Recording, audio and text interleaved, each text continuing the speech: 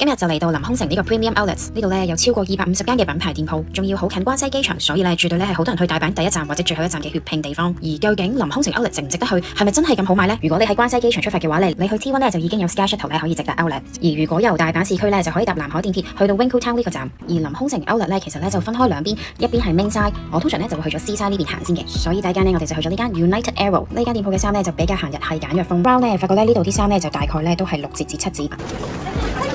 去 Outlet 必備嘅 Nike 7折買2件就有額外7折。就咁睇咧，好似呢啲燈嘅款式嘅鞋咧，其實就唔算話平好多，個價錢咧就大概係8折。跟住我哋就行隔離呢間 Onitsuka Tiger， 而我咧就咁拎咗幾對鞋嚟睇咧，佢哋嘅價錢咧大概咧都係600零至到700幾蚊，而佢最signature嘅嗰一對咧，我見到係賣緊14000 yen， 即係同香港比較咧就大概係7折嘅價錢。Polo 咧就一定要去睇㗎啦。Polo 入邊嘅折扣咧就大部分咧都係8折，除咗咧係有啲斷碼嘅衫咧，佢有去到5折嘅，就好似呢一件 hoodie 咁啦。我記得折完之後咧就唔使600蚊。而最後一間我哋喺獅山行嘅咧就係呢間 New Balance 啦。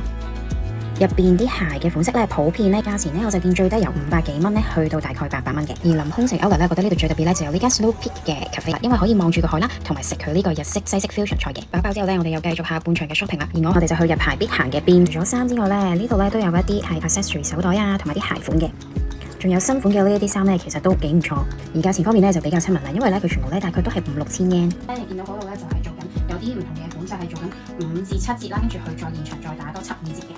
好似呢款咁咧，就折咗之後咧就大概未到1600蚊。我而家好興嘅呢啲棒球袋款，都係1500蚊到。好癲啊！由朝行到晚啊！大家中意要 sign online 嘅就喺呢度啦。咩Outlet啲貨咧唔知點解咧特別啲顏色好特別，通常都好難揀得啱。大癲啊！大豐收啊！買咗一篋同埋3大袋嘢。最後啦，都俾大家望多次成個戰利品。之後去臨空城嘅時候，聽完我介紹咧，最想去邊間鋪頭，你都可以留言話我知㗎。